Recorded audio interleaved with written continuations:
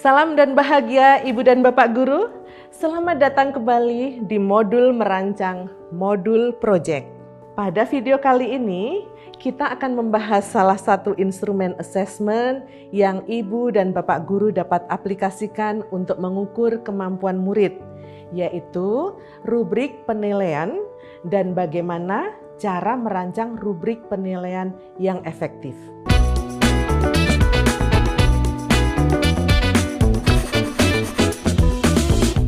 Sebelum kita berdiskusi bagaimana merancang rubrik assessment yang sesuai dengan kebutuhan Ibu dan Bapak Guru dan murid-murid, yuk kita bahas sekilas tentang apa sih rubrik itu, lalu mengapa sih menggunakan rubrik dalam proyek?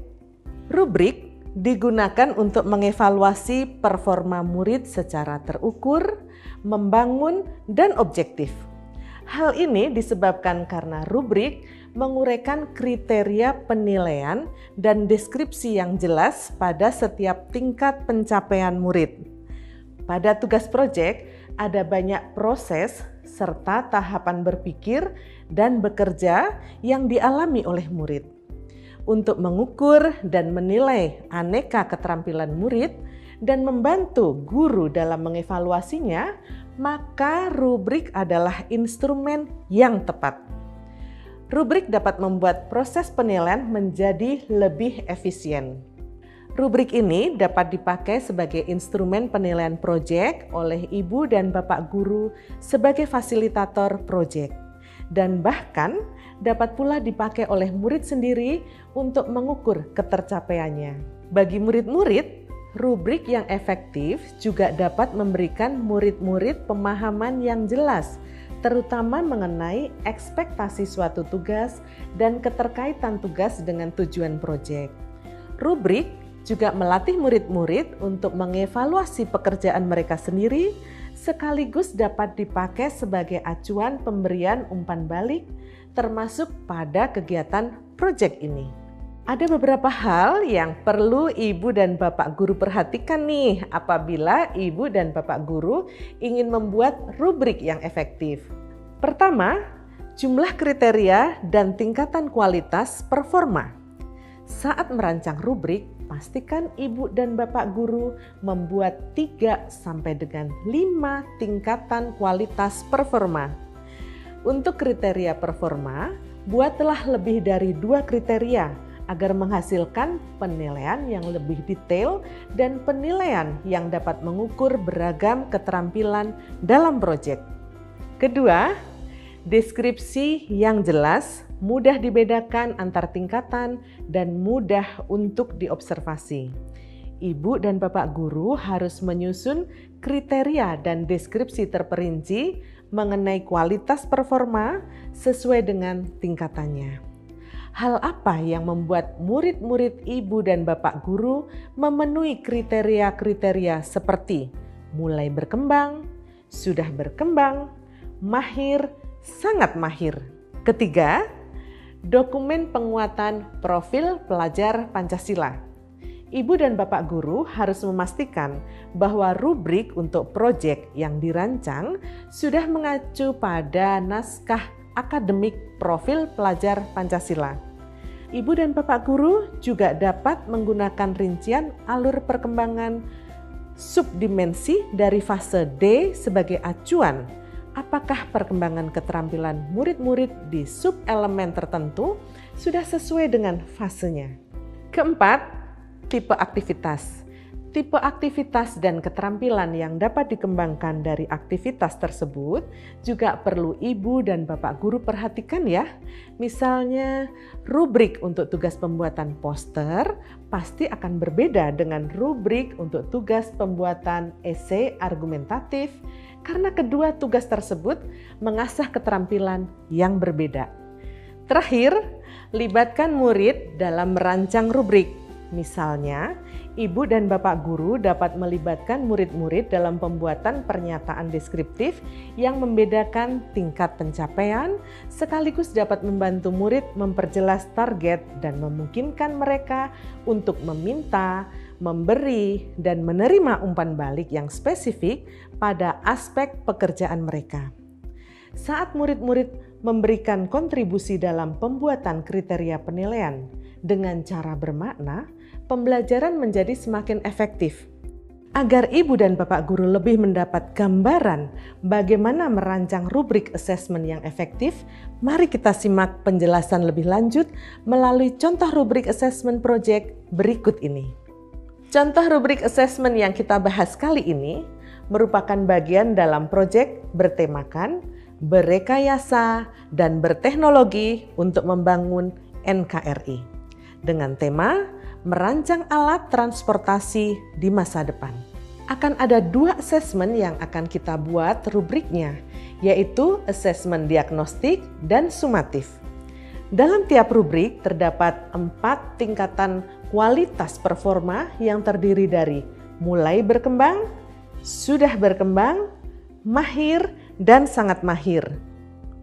Berikut kriteria di masing-masing asesmen. 1. Asesmen diagnostik. Rubrik ini nanti khususnya akan digunakan oleh pendidik dan murid untuk menilai kemampuan dan pengetahuan awal murid sebelum memulai proyek. Kriteria yang akan dibahas antara lain pengetahuan awal tentang transportasi, bagaimana murid mengerti tentang alat transportasi di lingkungan mereka, dan juga pengetahuan awal tentang mendesain. Rubrik assessment ini memiliki deskripsi yang jelas dan dapat dibedakan dengan mudah antar tingkatan. 2. Assessment sumatif. Rubrik ini nanti khususnya akan digunakan oleh pendidik dan murid untuk menilai pembuatan prototipe alat transportasi masa depan oleh murid-murid SMP tersebut. Kriteria yang akan dibahas antara lain isi, kejelasan informasi, estetika, kreativitas, keterkaitan dengan tema, dan pemikiran objektif atau anti bias. Bagaimanakah perbedaan deskripsi antar tingkatan performa? Ibu dan Bapak silahkan membuat deskripsi yang dirancang dalam rubrik, disarankan agar mudah untuk diobservasi. Misalnya, mari kita ambil contoh gradasi performa pada rubrik asesmen sumatif berikut ini.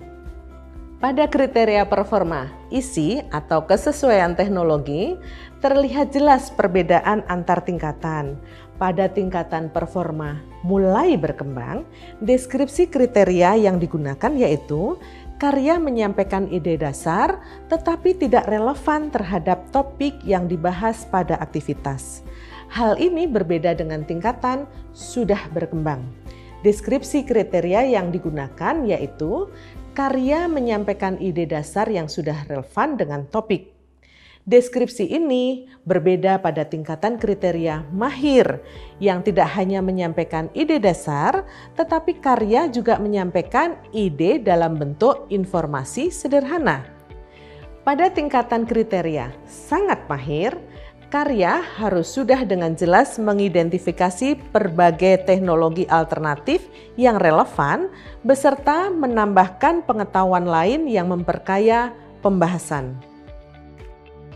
Ibu dan Bapak Guru, kegiatan belajar proyek ini merupakan kegiatan belajar untuk penguatan profil pelajar Pancasila, sehingga untuk pencapaian kompetensi murid secara keseluruhan akan dapat terlihat jika kita membuat rubrik yang disesuaikan dengan dimensi dan elemen yang sudah dipilih pada proyek ini. Oleh karena itu, dalam proyek ini untuk melihat ketercapaian dimensi dan elemen yang sudah dipilih, maka kita siapkan rubrik. Pada proyek ini akan terdapat 2 dimensi profil pelajar Pancasila, yaitu dimensi bernalar kritis dengan elemen menganalisis dan mengevaluasi penalaran dan prosedurnya, dan dimensi kreatif dengan elemen menghasilkan gagasan yang orisinal.